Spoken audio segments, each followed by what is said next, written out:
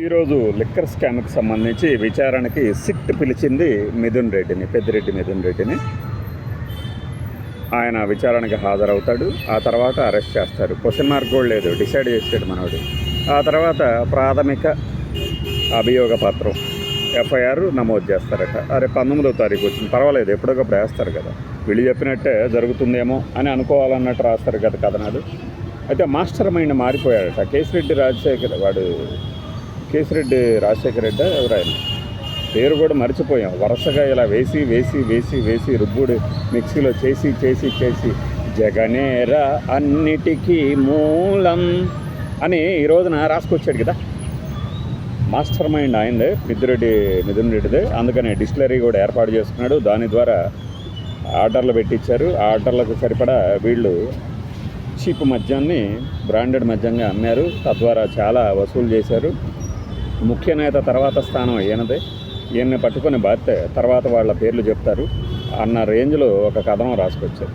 దాని పక్కగానే చంద్రబాబు నాయుడు గారిది గొడుగు పట్టుకొని వస్తున్నటువంటి ఒక ఫోటో వేశారు. సరే, దాని గురించి వేరేది మాట్లాడదాం. కానీ ఈ లిక్కర్కి సంబంధించి ఇదనమాట ఈరోజు జరగబోయే తతంగం గురించి ముందే వీళ్ళకి తెలుసు కాబట్టి రాస్తారు. తెలియకపోతే ఒక ఆధారం లేకుండా కూడా వీళ్ళు రాయరు.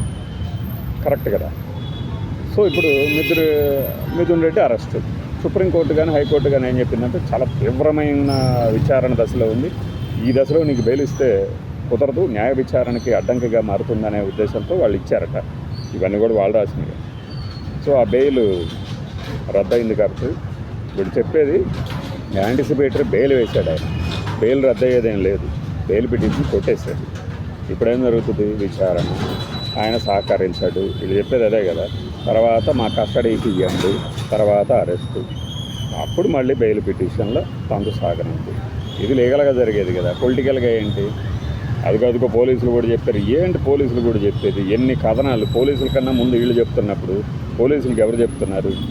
ఒక ఆర్డర్ వేయాల్సింది కదా ఎవరో ఒకళ్ళు. ఎందుకు వేయలేదు అసలు? సరే, ఏమైనా సరే ఆధారాలు చూపించండి. ఇది యాంటీ కరప్షన్ బ్యూరో వాళ్ళు చేస్తుంది కాబట్టి ఒక ఆధారం కూడా చూపించకుండా, ముడుపులు ముట్టినాయి అని చూపించకుండా అరెస్ట్ని న్యాయమూర్తులు సమ్మతించరు. అఫ్కోర్స్ రిమాండ్కి పంపించవచ్చు. ఆ తర్వాత అయినా బెయిల్ వస్తుంది. బెయిల్ వచ్చినంత మాత్రాన సుత్తపూసలు కాదు అంటూ వాడు ఒకడు బయలుదేరుతాడు.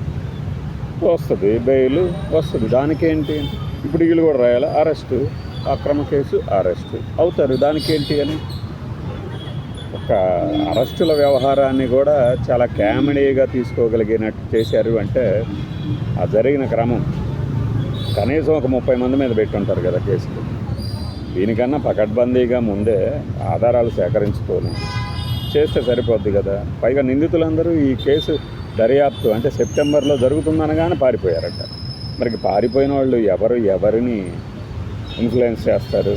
ఇవన్నీ కూడా జడ్జి గారి ముందు ఉంటాయి. కానీ దీనికి సంబంధించి మిథున్ రెడ్డి గారి తర్వాత ఎవరు? మీరు ఒక లింక్ మిస్ అయ్యారు.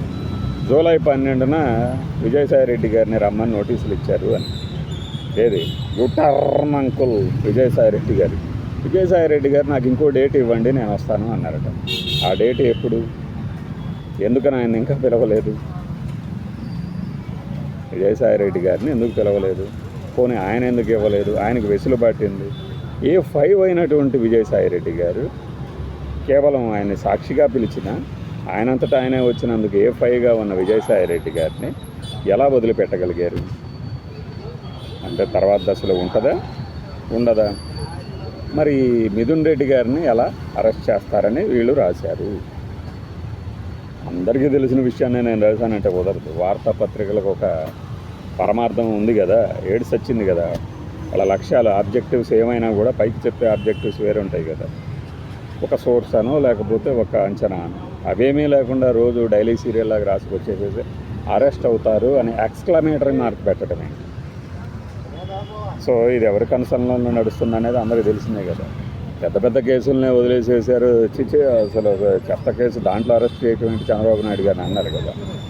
ఈ రోజున ఏ కేసు అయినా సరే అరెస్ట్ అయితే బెయిల్ మీద ఉన్న వాళ్ళందరూ బెయిల్ మీద ఉన్నట్టే లెక్క. ఇంకొకరిని అనలేరు. రాజకీయ విమర్శల పరంపరలో మద్యం కేసు విచారణ ఎప్పుడో దారి తప్పేసేసింది. దాని సరైన రీతిలో విచారణ సాగుతుందని ఎవరు అనుకోరు. లేదు కరెక్ట్గానే సాగుతుంది అనుకుంటున్నారా, ఓకే, ఈ పరిణామాలన్నిటికి కూడా ఒక లాజికల్ ఎండ్ వస్తుంది. ఆ లాజికల్ ఎండ్ ఏమిటి అనేది జడ్జి గారు తెలుస్తారు. బాయ్.